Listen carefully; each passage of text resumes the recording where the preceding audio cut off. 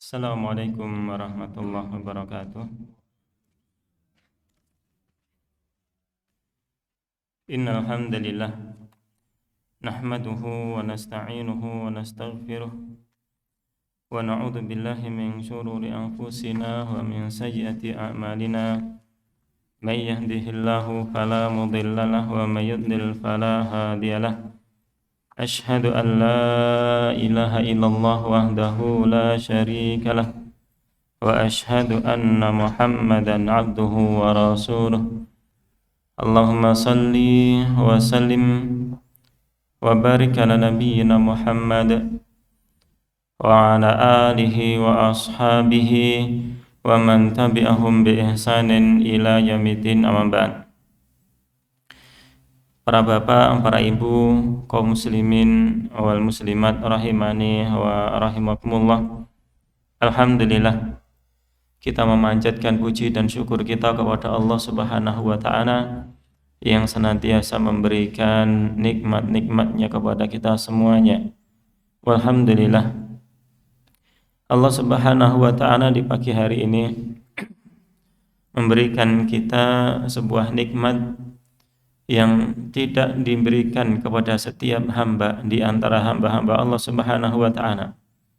Kita semua diberikan taufik oleh Allah Subhanahu wa ta'ala, diberikan kemudahan untuk menunaikan salat subuh dengan berjamaah, yang mudah-mudahan diterima amal kita oleh Allah Subhanahu wa ta'ala. Amin ya rabbal alamin.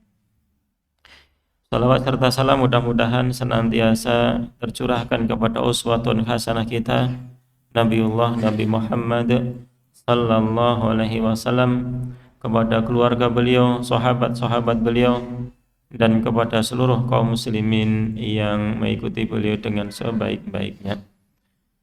Para bapak, para ibu, kaum muslimin wal muslimat,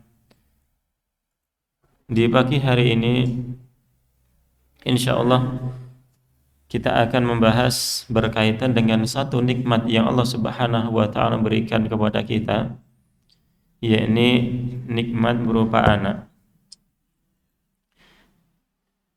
Yang mana nikmat berupa anak memang nanti bisa benar-benar itu adalah sebagai nikmat untuk dirinya, yang nanti akan memberikan kesenangan dalam kehidupan dunia, atau bahkan hal itu akan terus berlanjut sampai pada kehidupan akhirat. Namun juga terkadang anak tersebut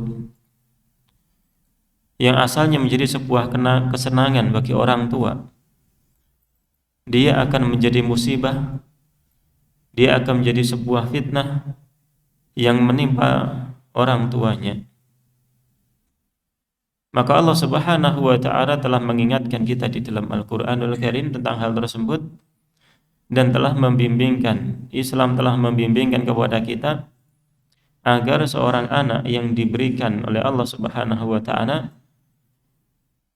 benar-benar menjadi sebuah kesenangan, menjadi sebuah anugerah dari Allah Subhanahu wa ta'ala untuk setiap orang tua. Allah Subhanahu wa ta'ala telah menyebut anak sebagai sebuah pemberian, hibah, anugerah dari Allah Subhanahu wa ta'ala, yang mana Allah Subhanahu wa ta'ala berfirman di antaranya di dalam surat Asy-Syura ayat yang ke-49 sampai 50. Allah Subhanahu wa ta'ala berfirman, lillahi mulku samawati wal ardi yakhluqu ma yasha'u yahabu liman yasha'u inatha wa yahabu liman yasha'u dzukura wa yuzawwijuhum dzukaranan wa inathan wa yaj'alu man yasha'u aqiman innahu alimun qadir. Sesungguhnya Allah Subhanahu wa ta'ala miliknya lah apa yang ada di langit dan di bumi, yang Allah Subhanahu wa ta'ala menciptakan apapun yang Dia kehendaki. Allah Subhanahu wa ta'ala juga memberikan kepada siapa yang Dia kehendaki anak-anak perempuan, dan juga memberikan anak-anak laki-laki kepada siapa yang Dia kehendaki, dan juga terkadang Allah Subhanahu wa taala memberikan kepada seseorang laki-laki dan perempuan, dan ada di antara mereka wa yaj'alu may yasha'u aqiman, dan di antara mereka ada orang yang Allah Subhanahu wa taala jadikan tidak memiliki anak, tidak diberikan oleh Allah Subhanahu wa taala sebuah anak. Innahu alimun qadir, sesungguhnya Allah Subhanahu wa taala Maha mengetahui lagi Maha mampu atas segala sesuatu. Maka di sini Allah Subhanahu wa taala mensifati anak sebagai sebuah pemberian dari Allah Subhanahu wa taala, yang Allah Subhanahu wa taala memberikannya kepada siapapun yang Dia kehendaki. Maka ketika diberikan oleh Allah Subhanahu wa taala, maka hendaklah banyak-banyak bersyukur kepada Allah Subhanahu wa taala, karena itu adalah amanah dari Allah Subhanahu wa taala yang harus kita jaga dan harus kita didik. Dan juga ketika kita tidak diberikan anak oleh Allah Subhanahu wa taala, maka mungkin saja Allah Subhanahu wa taala memberikan kebaikan dari sisi yang lain. Maka banyak-banyak bersabar, karena itu termasuk ujian dari Allah Subhanahu wa taala. Bisa enggak kita bersabar ketika tidak diberikan anak oleh Allah Subhanahu wa taala? Maka kesabaran seorang yang tidak diberikan anak, maka itu bisa menjadi salah satu sebab untuk dia mendapatkan ridha Allah Subhanahu wa taala, karena ridha dengan salah satu di antara takdir Allah Subhanahu wa taala. Para bapak, para ibu jamaah sekalian rahimani wa rahimakumullah, anak di satu sisi Allah Subhanahu wa taala menyebutnya sebagai sebuah kesenangan, sebuah nikmat. Namun juga terkadang Allah Subhanahu wa taala menyebutnya sebagai sebuah ujian. Maka kita harus berusaha mensikapinya dengan sebaik-baiknya. Allah Subhanahu wa taala menyebutkan anak tersebut sebagai suatu kesenangan bagi setiap hamba yang diberikan oleh Allah Subhanahu wa taala. Ini adalah salah satu di antara bentuk anak itu sebagai nikmat dari Allah Subhanahu wa taala. Yang Allah Subhanahu wa taala berfirman, "Al-malu wal banuna zinatul hayatid dunya." Harta dan anak-anak itu adalah zinatul hayatid dunya, perhiasan kehidupan dunia. Yang namanya perhiasan dunia, maka itu akan tampak indah, tampak menyenangkan di hadapan mata, dipandang menyenangkan. Dan Allah Subhanahu wa taala juga mensifatinya, zuyyina linnasi hubbus syahawati minan nisa'i wal banin. Telah dijadikan kesenangan, dijadikan indah, ditampakkan indah oleh Allah Subhanahu wa taala kesenangan kepada para wanita dan kesenangan terhadap anak-anak. Nah ini sebagai sebuah fitrah. Okay. Allah Subhanahu wa taala sampun paring fitrah dumateng kula panjenengan sami nggih seneng dengan anak-anak. Okay. Makanya ketika Allah Subhanahu wa taala memberikan anak tersebut, maka seorang, yakni orang tua, maka hatinya akan berbahagia dengan melihat hadirnya seorang buah hati tersebut. Dan Allah Subhanahu wa taala setelah menyebutkan bahwasanya harta dan anak itu adalah zinatul hayati dunya, maka Allah Subhanahu wa taala menyebutkan, wal baqiyatu sholihatu khairun inda rabbika thawaban wa khairun amala. Dan baqiyatus sholihat, yakni amalan-amalan yang baik lagi mengekalkan atau lagi kekal, yakni amalan-amalan soleh, amalan-amalan kebaikan. Di antara para mufassirin mereka menyebutkan solat, di antara mereka menyebutkan adalah zikir-zikir pujian kepada Allah, la ilaha illallah dan sebagainya. Amalan soleh itu adalah khairun inda rabbika thawaban wa khairun amala, lebih baik di sisi Rabbmu sebagai sebuah thawab, sebagai sebuah balasan kebaikan dari Allah Subhanahu wa taala, dan lebih baik untuk menjadi angan-angan, menjadi harapan bagi seseorang hamba. Allah Subhanahu wa taala ketika yang pertama menyebutkan anak itu sebagai kesenangan kehidupan dunia, maka kemudian Allah Subhanahu wa taala memberikan penyeimbang. Karena tidak setiap hamba itu diberikan anak oleh Allah Subhanahu wa taala. Agar yang tidak diberikan anak tidak putus asa. Oh, berarti yang tidak diberikan anak niku boten saged senang dalam kehidupan dunia. Tidak. Dan ternyata Allah Subhanahu wa taala memberikan gambaran kepada kita, memberikan firman-Nya kepada kita, amal-amal yang soleh yang itu bisa diperoleh oleh setiap hamba ketika Allah Subhanahu wa taala berikan hidayah, dan bisa diusahakan oleh setiap hamba kalau dia dimudahkan oleh Allah Subhanahu wa taala, ya, dia bisa mengusahakan amal soleh tersebut. Ya, dan itu dikatakan oleh Allah Subhanahu wa taala lebih baik di sisi Rabb-Nya, dan lebih baik itu menjadi suatu cita-cita yang hendaklah diusahakan oleh setiap hamba. Ma'asyiral muslimin wal muslimat rahimani wa rahimakumullah. Ini dari satu sisi, orang yang diberikan anak maka dia akan merasakan kegembiraan di dalam hatinya karena hadirnya seorang anak tersebut. Oleh karena itu mereka di antara para nabi, di antara doa mereka yang disebutkan oleh Allah Subhanahu wa taala itu adalah meminta anak. Di sana di antara mereka berdoa kepada Allah Subhanahu wa taala. Nabi Zakaria misalkan di sana, hunalika da'a Zakaria rabbah. Di sanalah Nabi Zakaria berdoa kepada Rabb-Nya. Qala, dia mengatakan, Rabbi habli min ladunka dzurriyyatan thayyibah. Wahai Rabbku, berikanlah untukku keturunan yang baik. Innaka sami'ud du'a, sesungguhnya engkau adalah Zat yang maha mendengar doa. Nah, ini para nabi mereka meminta nikmat berupa anak dari Allah Subhanahu wa taala, karena Allah Subhanahu wa taala yang nanti akan memberikan momongan untuk dirinya. Nah, ketika para nabi mereka meminta anak kepada Allah Subhanahu wa taala, maka di sana ya memiliki peran yang penting dalam kehidupan seseorang. Di antara nikmat anak pula, anak itu akan menjadi sebab mengalirnya pahala bagi orang tua. Yang mana Rasul sallallahu alaihi wasallam belum menyebutkan idza matal insanu in qata'a amaluhu illa min salas. Kalau seseorang, kata Nabi sallallahu alaihi wasallam, apabila seseorang sudah meninggal, maka terputuslah semua amalnya. Okay? Semua amal yang dulu dia lakukan di dunia.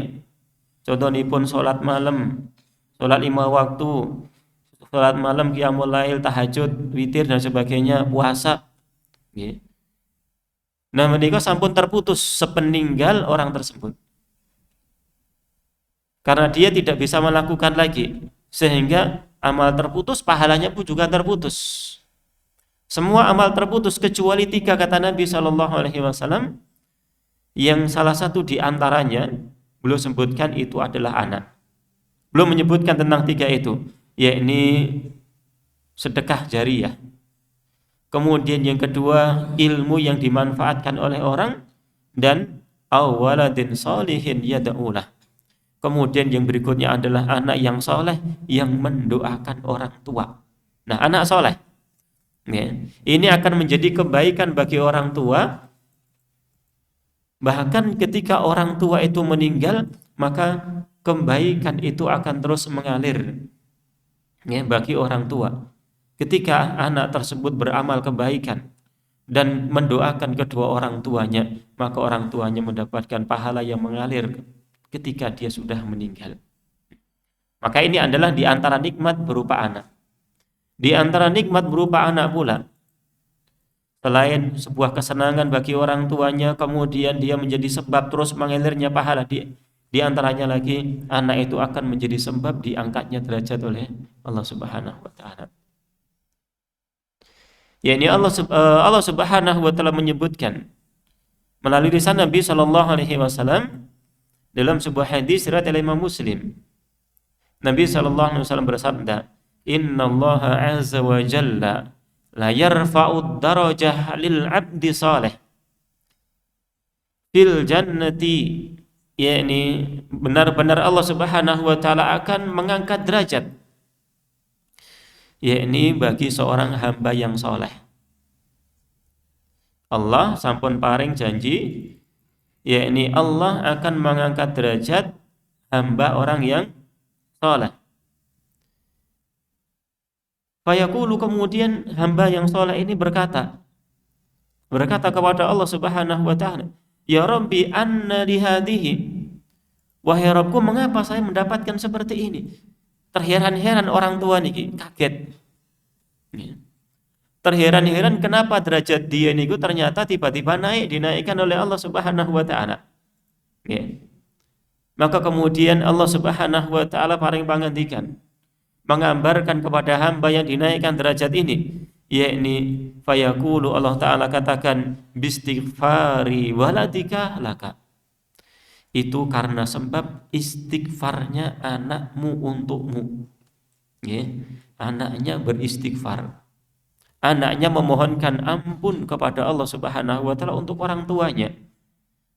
Maka di sini anak menjadi sebuah sebab untuk orang tua ini diangkat derajatnya oleh Allah Subhanahu wa taala karena istighfar anak mereka dumateng bapak kali ibu.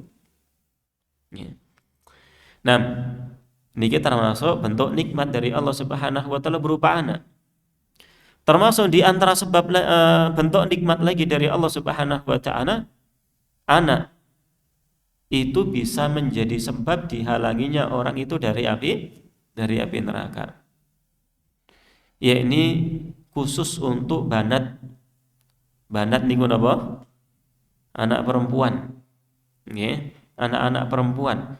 Niku Nabi sallallahu alaihi wasallam paring pangandikan, Nabi sallallahu alaihi wasallam mengatakan, mani batuliya minal banati bi syai'in, barang siapa diberikan anak perempuan atau diuji oleh Allah Subhanahu wa taala dengan hadirnya anak perempuan. Karena nyuwun ngapunten, manusia mereka memiliki kecondongan dengan anak laki-laki daripada anak perempuan. Kenapa? Karena harapan itu lebih besar kepada anak laki-laki. Harapan nanti ketika tua akan merawat, harapan nanti akan meneruskan nasabnya dan sebagainya. Harapan itu ditumpukan kepada anak laki-laki atau diberikan kepada anak laki-laki. Sedangkan anak perempuan nyuwun ngapunten niku biasanya nek pun wayahe niku dipun pendet. Kalih sinten? Nggih, pendet kalih mantune. Nggih, dipendet kalih mantune niku. Nggih. Enggak mungkin kita bisa menghalangi rasa ini untuk keluarga saja, mesake putrane. Leres mboten ngoten niku? Nggih. Aku terlalu sayang dengan anakku, ra oleh dipek sapa-sapa, mesake ngoten niku. Nggih. Orang tua hanya bisa merelakan. Oh ya, anakku sudah waktunya menikah. Wis wayahe dipek tanggane, dipek kancane, dipek hamba-hamba yang saleh yang lainnya. Niku. Adapun anak laki-laki ketika dia menikah dan sebagainya, tetap tanggung jawab itu adalah dia tanggung jawab merawat orang tua itu pada laki-laki. Maka orang tua berharap kepada anak laki yang lebih merawatnya, kemudian nanti akan menjadi penerus nasab keluarga dan sebagainya. Nah, sekarang barang siapa diberikan ujian oleh Allah Subhanahu wa taala dengan hadirnya anak perempuan, terhalang dari anak laki-laki misalkan, maka Nabi sallallahu alaihi wasallam mengatakan fa ahsana ilaihinna, kemudian dia berbuat baik kepada anak perempuan yang diberikan oleh Allah itu, dia didik dengan sebaik-baiknya.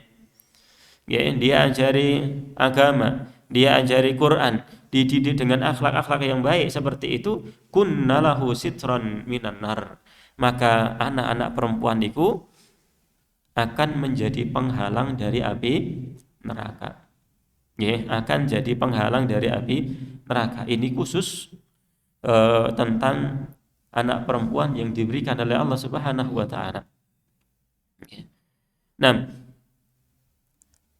ini di antara bentuk nikmat yang Allah Subhanahu wa taala berikan melalui anak, dan juga yang lainnya kesenangan-kesenangan yang lain dan kebaikan-kebaikan yang lain yang bisa diperoleh dari hadirnya seorang anak.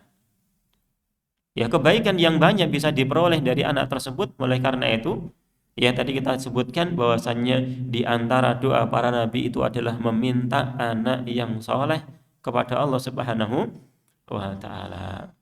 Nah, kembali kepada tema kita bahwasanya selain anak itu menjadi kesenangan, menjadi anugerah, maka di sana ingatlah bahwasanya anak itu adalah ujian dari Allah Subhanahu wa taala. Ya.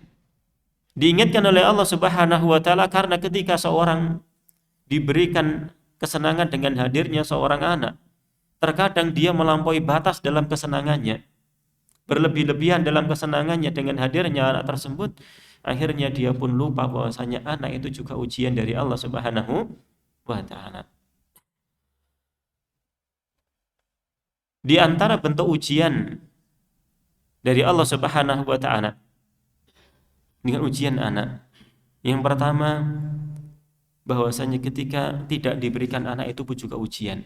Tadi kita sudah sebutkan, yakni ujian dari Allah Subhanahu wa taala tidak diberikan anak itu adalah ujian dari Allah Subhanahu wa taala. Bisa bersabar atau tidak. Ya. Namun sekali lagi Allah sudah menyebutkan wal baqiyatus shalihat khairun inda rabbika. Ya, amalan-amalan yang saleh itu lebih baik yang di sisi Rabbmu. Maka ketika seseorang tidak diberikan anak, maka dia masih memiliki harapan yang panjang.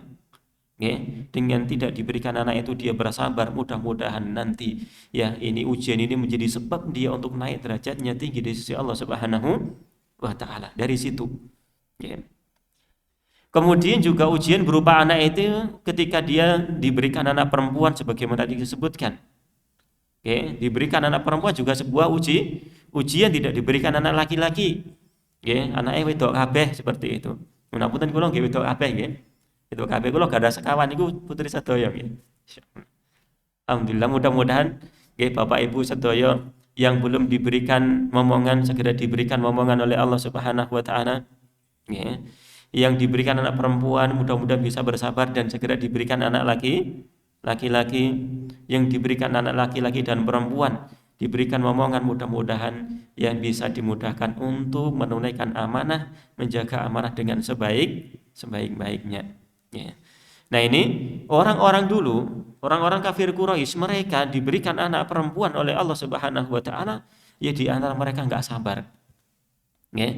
Mereka malu ketika diberikan anak perempuan oleh Allah Subhanahu wa taala. Ya. Ada kemudian di antara mereka bunuh kubur hidup-hidup putra perempuan itu. Ya. Ada kemudian di antara mereka nyuwun ngapunten lebih kejam lagi. Kalau dikubur hidup-hidup masih kecil niku, nggih, ya kejam. Nggih. Namun kan enggak lebih kejam dari yang kedua di antara mereka niku, nggih, diopeni antara atau kecilek nika, nggih, ditandani pun gede pun cilik nika saged jalan ditandani, nggih, sing ayu, sing cantik, kemudian apa? Dijak nang pinggir jurang didoroke. Niku tambah ngeri meleh. Nggih. Niku naudzubillahi min dzalik. Nah niki di masa Nabi sallallahu alaihi wasallam niku diutus orang-orang Arab mereka enggak senang dengan anak perempuan. Nggih. Makanya Nabi sallallahu alaihi wasallam tadi apa? Di dalam hadisnya memberikan hasungan agar orang tua itu merawat anak perempuan dengan sebaik-baiknya, disebutkan sebagai sitar.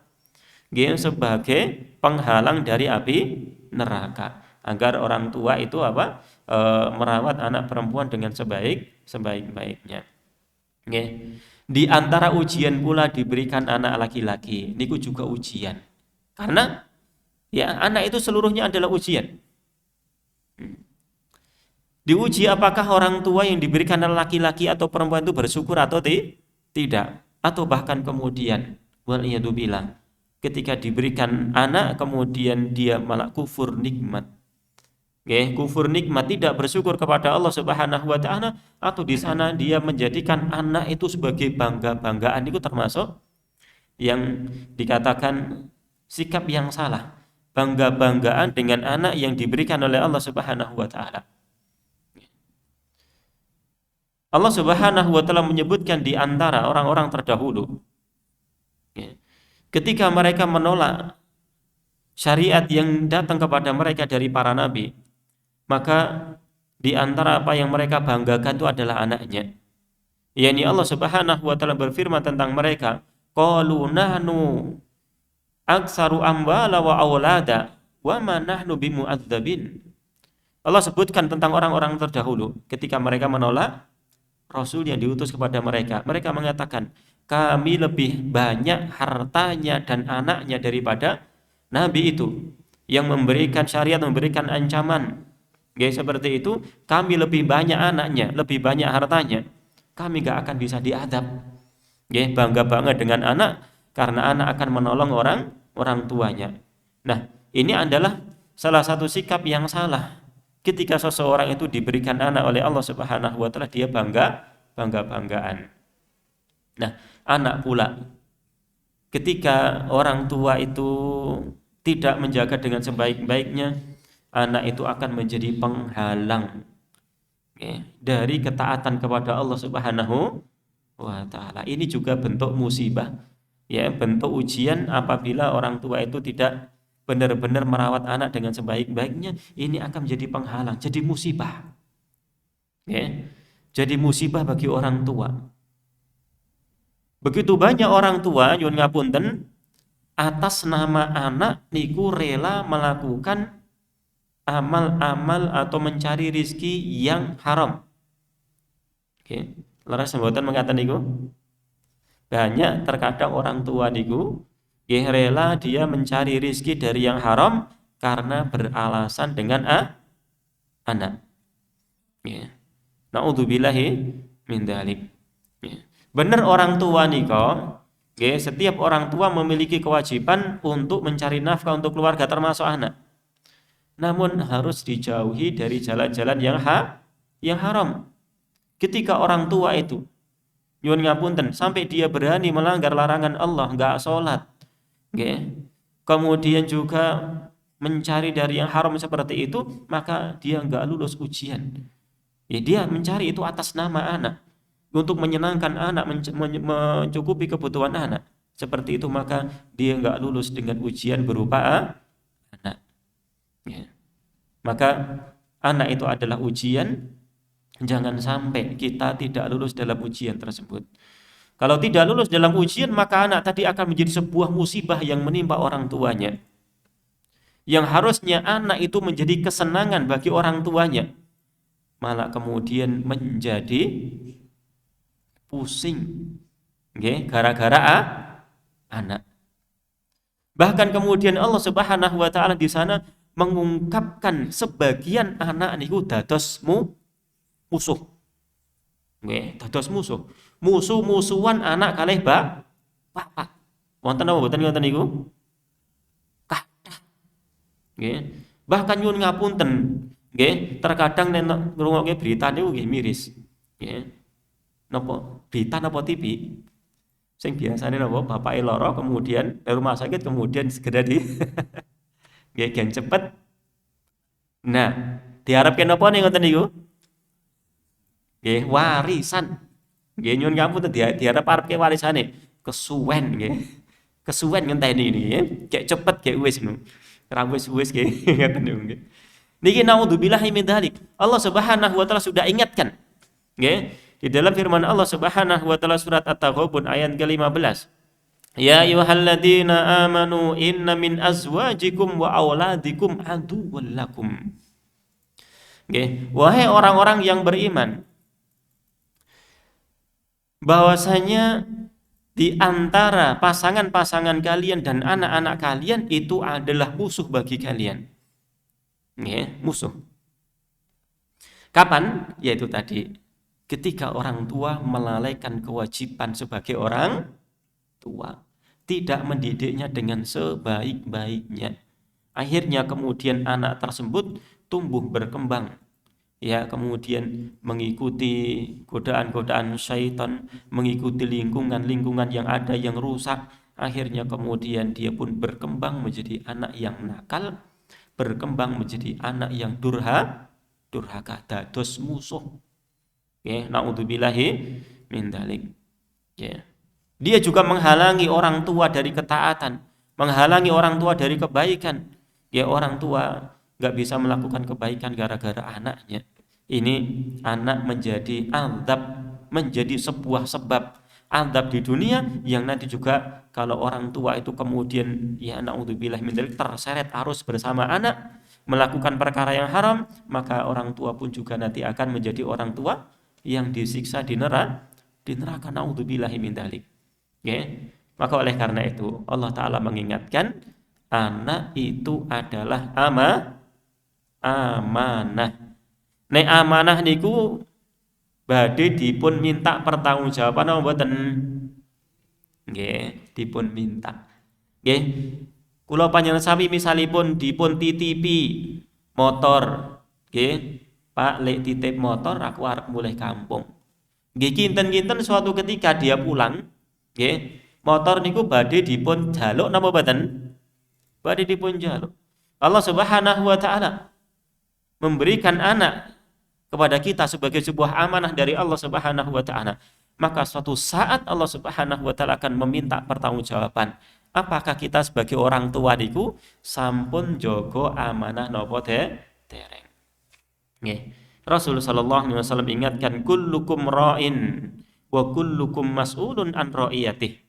Setiap kalian itu adalah pemimpin dan pemimpin akan diminta pertanggungjawaban terhadap apa yang dia pimpin. Setiap kita, ya, setiap kita, ya. Termasuknya adalah orang tua kepada anaknya akan diminta pertanggungjawabannya oleh Allah Subhanahu wa taala. Allah Subhanahu wa taala nggih sampun pepenget ya ayyuhalladzina amanu qu anfusakum wa ahlikum naro. Wahai orang-orang yang beriman, jagalah diri kalian dan sinten? Keluarga.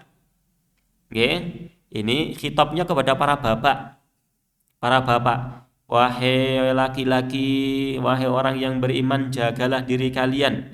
Jangan hanya menjaga diri sendiri tok, juga ahlikum. Istri, kemudian anak-anak. Dijaga diri apa? Naron, dari api neraka.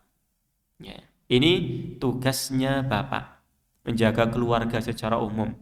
Okay. Ibu juga menjadi penanggung jawab untuk anak-anaknya. Okay. Bapak dan ibu bekerja sama untuk menjadi orang tua yang amanah di hadapan Allah Subhanahu wa taala. Okay. Maka harus berusaha dengan sebaik-baiknya. Allah Subhanahu wa taala menakut-nakuti, ya ayyuhalladzina amanu qu anfusakum wa ahlikum nara wa quduhan nasu wal hijarah. Jagalah anak-anak kalian dari api neraka, keluarga kalian dari api neraka yang bahan bakarnya dari manusia dan juga batu. Alaiha malaikatun ghiradun syidad. Di sana ada para penjaga, malaikat yang sifatnya itu kasar lagi keras, kuat. La ya'sunallaha ma amarahum, yang tidak pernah memaksiati perintah Allah Subhanahu wa taala. Ketika diperintahkan untuk menyiksa si fulan dan si fulan, maka akan segera dilakukan dan tidak ada lagi kasihan. Niku kita diperintahkan menjaga keluarga kita dari siksa yang seperti itu. Maka Bapak Ibu sekalian rahimani wa rahimakumullah, anak itu adalah amanah yang harus kita usahakan bagaimana mereka itu agar baik. Ya. Nah, bagaimana usaha kita sebagai orang tua agar anak-anak itu menjadi anak-anak yang baik? Maka di antara sebab-sebab yang harus kita tempuh, yang pertama adalah doa kepada Allah Subhanahu wa taala. Berdoa, mendoakan kebaikan untuk anak-anak, sebagaimana inilah yang dilakukan oleh para nabi terdahulu yang Allah Subhanahu wa taala sebutkan. Misalkan perkataan Nabi Ibrahim alaihissalam, wajnubni wa baniya an na'budal asnam. Wahai Rabbku, jauhkanlah diriku dan anak cucuku dari penyembahan kepada berhala. Ya. Dan juga perkataan seorang hamba yang saleh, dia mengatakan, Rabbi ja'alni muqimas sholati wa min dzurriyyati rabbana wa taqabbal du'a. Ya. Wahai Rabbku, jadikanlah diriku dan juga anak cucuku, ya, sebagai seorang yang menegakkan sholat wahai Rabbku, terimalah doaku ini, dengarkanlah doa, kabulkanlah doaku ini. Dia berdoa kepada Allah Subhanahu wa Ta'ala. Ini adalah jalan yang paling penting, sebab yang paling besar untuk solehnya anak-anak. Karena kesolehan anak itu adalah pemberian dari Allah Subhanahu wa Ta'ala, maka seorang menengadahkan tangannya kepada Allah Ta'ala, minta agar Allah memberikan kesolehan kepada anak-anaknya. Oke. Di antaranya pula yang harus ditempuh itu adalah mendidik anak dan menasehatinya untuk berpegang teguh dengan syariat.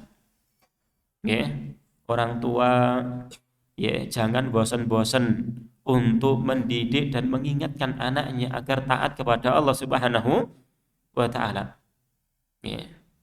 Dan Nabi SAW telah memerintahkan kepada kita memberikan contoh tentang sholat. Misalkan Nabi SAW perintahkan kepada setiap orang tua memerintahkan sholat anaknya mulai usia pinten?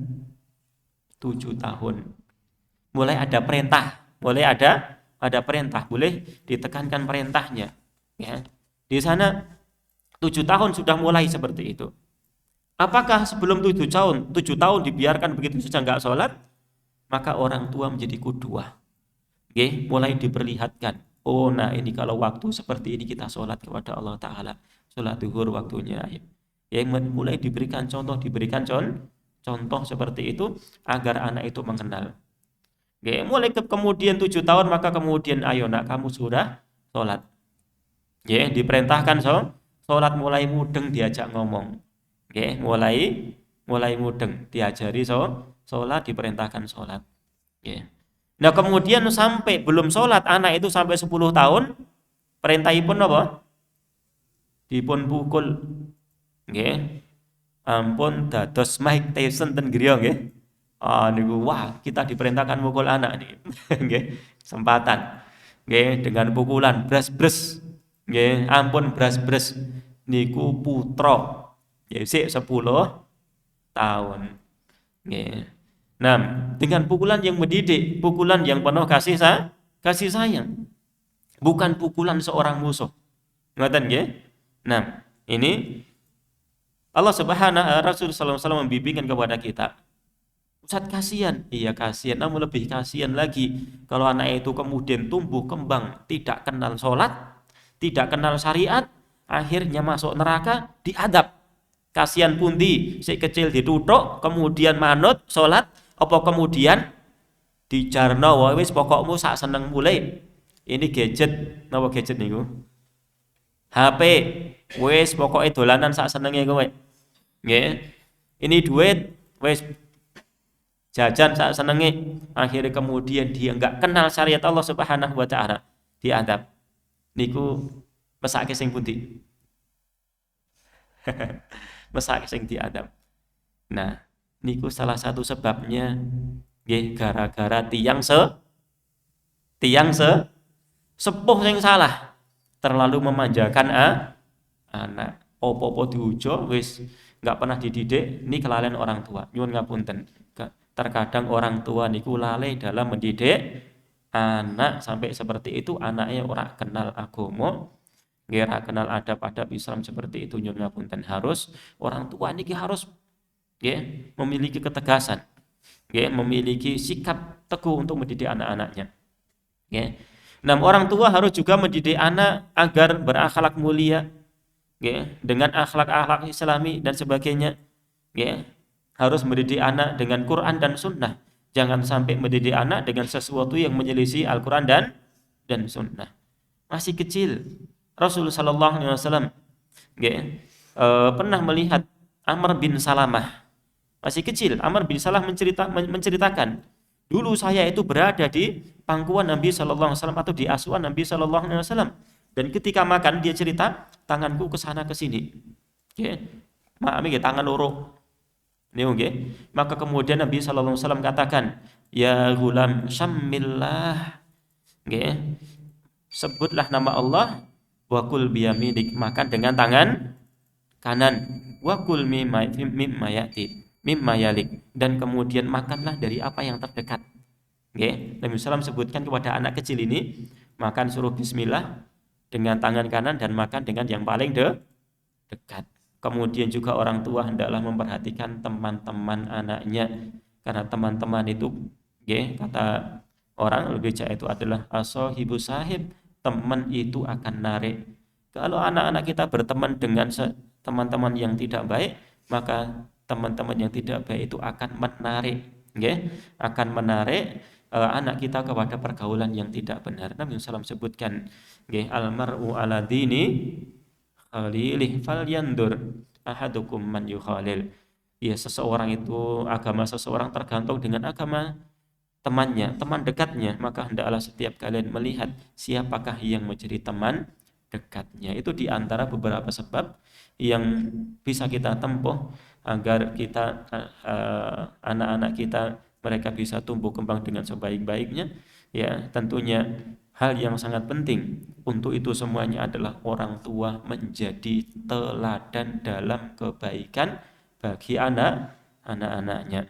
Jangan sampai kita di keluarga malah dilihat setiap hari oleh anaknya sebagai orang tua yang tidak pernah ke masjid, tidak pernah sholat dan sebagainya. Maka otomatis di situ akan menjadikan teladan, memberikan bimbingan anak itu untuk tidak taat kepada Allah Subhanahu wa ta'ala. Maka yang paling penting di situ diantaranya adalah orang tua menjadi teladan dalam kebaikan. Nah, demikian Allah ta'ala alam apa yang kita bisa bacakan berkaitan dengan nikmat yang Allah berikan berupa anak dan bagaimana orang tua itu agar mendapatkan kesenangan, kebahagiaan dunia dan akhirat dari seorang anak yang Allah anugerahkan untuk dirinya. Allahu ta'ala a'lam bishawab. Wonten pertanyaan wonten Bapak Ibu sekalian? Monggo. Silakan.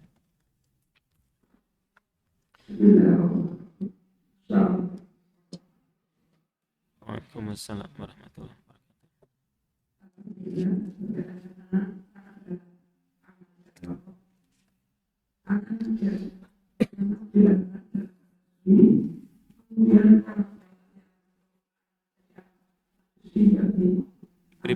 Pripun, Mbak?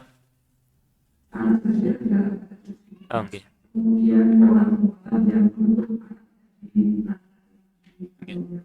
Nggih. Kemudian orang tua terpenting tapi usulnya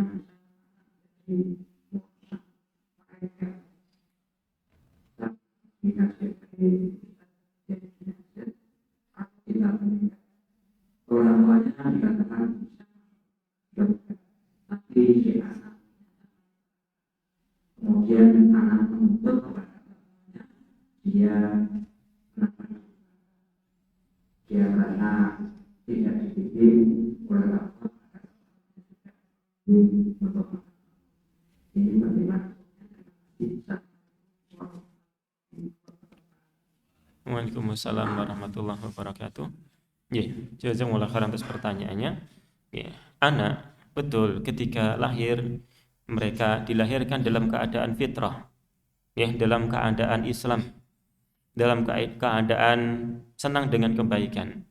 Maka kemudian fa'abawahu yuhawidanihi au yunasirani. Orang tuanya lah yang kemudian menjadikan dia Yahudi dan Nasrani. Ini adalah peran lingkungan dalam tumbuh kembang seorang anak. Dan orang tua itu adalah lingkungan pertama kali dan yang paling berpengaruh untuk anaknya. Maka orang tua memiliki peran yang sangat penting untuk itu.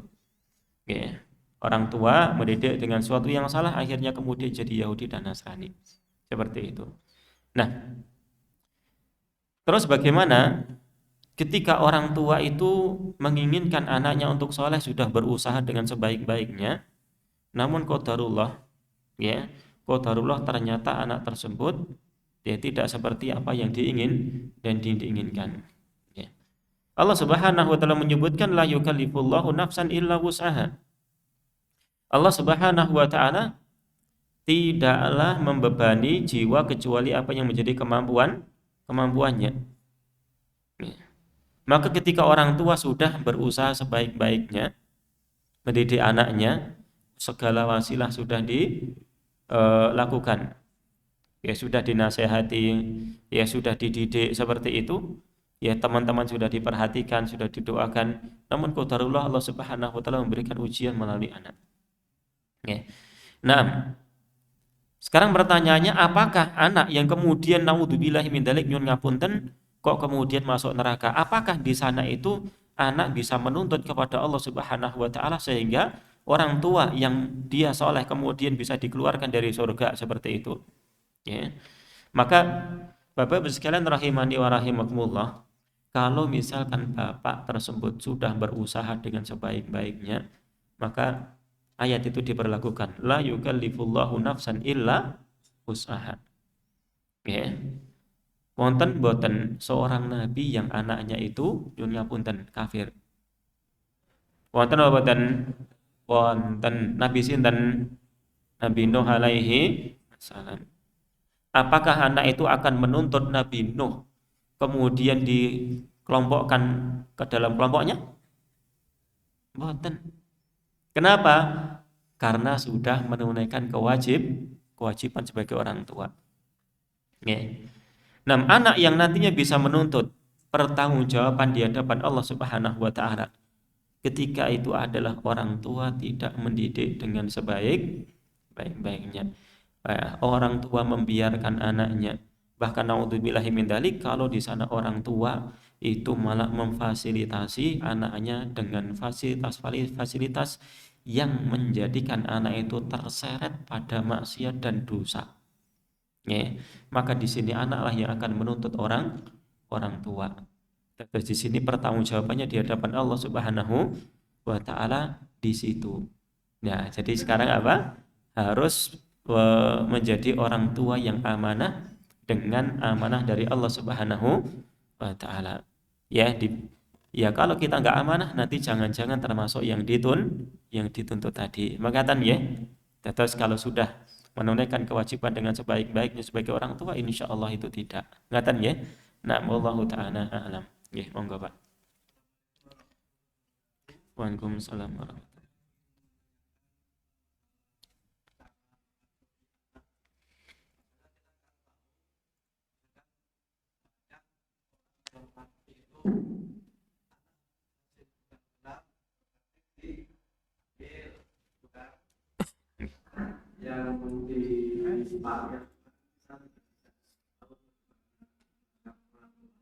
Okay.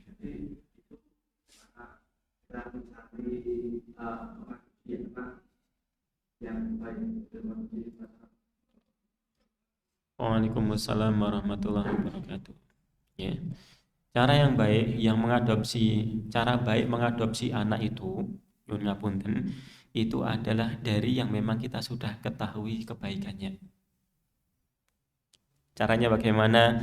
Cara yang terbaik itu adalah mengadopsi anak dari sekitar kita, ya, yang kita tahu dia itu anak yang baik-baik dari orang tua yang baik-baik. Ya. Seperti itu, misalkan ya ada tetangga yang anaknya banyak seperti itu atau kemudian hidupnya kurang. Ya, hidupnya kurang. Nah, ya kita bisa mengadopsinya dengan cara yang baik tentunya, ya, dengan cara yang baik. Dipahamkan bahwasannya nyuwun ngapunten, adopsi anak itu kemudian nasabnya berubah. Ngoten nggih? Ngadopsi anak niku enggak kemudian langsung anak itu berubah nasabnya untuk orang tua yang merawatnya, bukan. Nggih. Nah, nggih. Anak yang diadopsi nyuwun ngapunten dia adalah orang asing yang ada di tengah keluarga.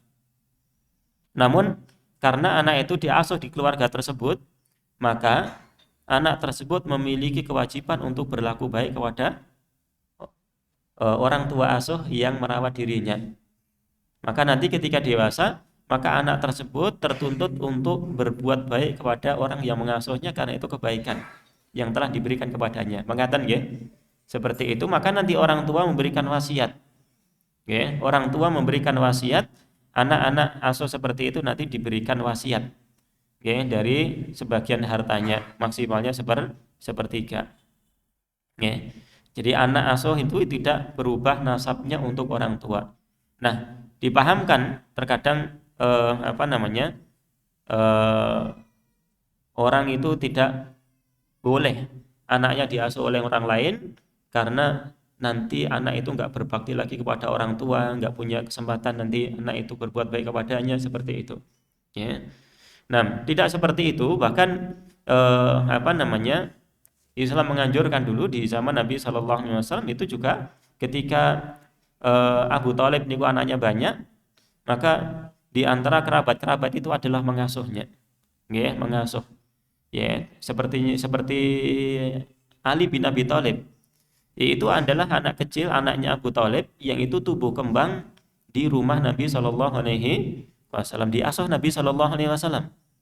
Ya, kenapa? Karena melihat kerabatnya itu, ya ini Abu Thalib, pamannya itu miskin dan anaknya banyak, maka diasuh di situ. Ya.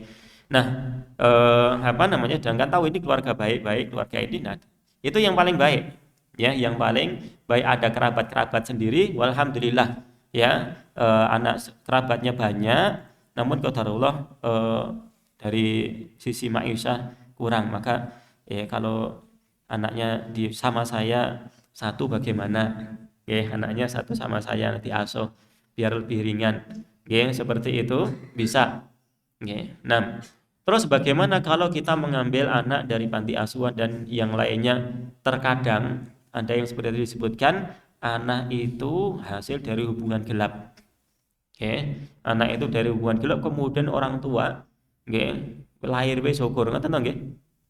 Lahir wis syukur. Nah, banyak orang yang seperti itu kemudian aborsi. Terus mboten. Nah, lahir wis syukur kemudian wis lahir orang tuanya ora gelem. Ya, ada ditaruh di depan masjid, ada taruh di panti asuhan seperti itu. Ya, nah, apakah nggak boleh merawat seperti itu? Boleh. Ya, silahkan. Ya, dirawat seperti itu dan kemudian dididik dengan sebaik-baiknya. Ya, dididik dengan sebaik-baiknya. Nah, nanti ya yang harus kita perhatikan, anak itu sekali lagi tidak berubah nasabnya. Anak tetap nanti kalau sudah gede harus dikasih tahu bahwasanya ini bukan anak kandung, seperti itu, ya, dikasih tahu biar anaknya tahu. Nah, bagaimana nanti anak itu biar mudah untuk dikeluarga? Misalkan mengadopsi anak laki-laki, tentunya itu nanti tidak langsung serta-merta menjadi mahram istri kita. Leres badan? Ya, nanti akan kesulitan kalau seperti itu, maka mencari jalan, yakni menyusukan anak kecil yang kita adopsi, ya, jangan kalau udah dewasa nggak bisa, ya. Anak kecil usia sebelum 2 tahun, kemudian ada saudari dari istri yang memiliki anak, nah kemudian disusukan, minimalnya adalah 5 kali susuan kenyang, 5 kali susuan kenyang, maka anak laki-laki ini menjadi mahram bagi istri kita. Jadi mahram karena sebab susuan dari saudarinya. Ngaten nggih? Nah, maka ketika di rumah, maka anak itu menjadi mahram bagi istri. Jadi mudah untuk di rumah. Ngaten nggih? Kalau mengadopsi anak perempuan, maka kita yang mencari saudari kita, saudari laki-laki ya, yang menyusui kemudian kita susukan agar anak perempuan itu menjadi mahram kita, suami. Niku nggih, biar mudah muamalahnya di rumah. Soalnya kalau tidak seperti itu, ya, anak perempuan yang kita adopsi bukan mahram bagi kita, sulit nantinya di rumah. Ngaten ya? Anak laki-laki yang kita adopsi nanti dia sulit untuk bermuamalah dengan istri. Ngaten niku jadi dijadikan mahram dengan cara susuan. Pinten minimal 5 kali susuan sampai kenyang. Sekali duduk kenyang, alhamdulillah, kemudian nanti sore apa besok disusukan lagi. Udah 5 kali itu sudah menjadi mahram karena sebab susuan. Ngaten ya? Nah, wallahu taala alam. Yang kita ketahui apa ini mau, yang paling baik itu adalah kita ketahui nasabnya dengan jelas. Kalau ternyata di panti asuhan sebenarnya boleh, silahkan. Ya, tetap semuanya itu dikasih tahu ini bukan anak kandung. Ya, kamu berbuat baik kepada yang mengasuh dengan sekadarnya, dengan sebaik-baiknya, dan juga masih memiliki kewajiban berbakti kepada orang tua. Nyata nggih? Kemudian namanya dia adalah anak asuh, maka dia tidak menerima warisan. Tidak menerima warisan. Yang ada adalah wasiat. Ya, orang tua memberikan wasiat atau ketika masih hidup memberikan pemberian, ini diberikan, ini untukmu dan sebagainya. Ketika meninggal diberikan wasiat. Ini wasiat untuk si fulan adalah diberikan harta saya maksimal sepertiga. Ya, seperti itu. Kemudian tadi termasuk untuk mempermudah muamalah seperti tadi kita sudah sebutkan. Wallahu taala alam, ini diantaranya untuk mengadopsi anak. Wallahu taala alam. Kelihatan. Mungkin cekap semanten Bapak Ibu sekalian rahimani wa rahimakumullah. Saya mengucapkan jazakumullah khairan atas perhatiannya dan kehadirannya. Mudah-mudahan menjadi ilmu yang bermanfaat untuk kita semuanya. Yang sudah diberikan anak mudah-mudahan bisa amanah dalam anaknya, mendidik anak dengan sebaik-baiknya. Anaknya menjadi anak-anak yang soleh dan solehah. Yang belum dikarunia anak, mudah-mudahan Allah Subhanahu wa Ta'ala segera mengarunia anak-anak yang soleh maupun yang solehah. Mudah-mudahan kita semuanya menjadi hamba-hamba yang soleh, yang istiqomah di jalan Allah Subhanahu wa Ta'ala sampai kemudian kita wafat dalam keadaan husnul khotimah. Amin ya rabbal alamin. Kurang lebihnya minta maaf. Wassallallahu ala nabiyina Muhammad wa ala alihi wa sahbihi wa man tabi'ahum bi ihsanin ila yaumil wa akhiru da'wana alhamdulillahi rabbil alamin. Subhanakallahumma wa bihamdika asyhadu an la ilaha illa anta astaghfiruka wa atubu ilaik. Assalamualaikum warahmatullahi wabarakatuh.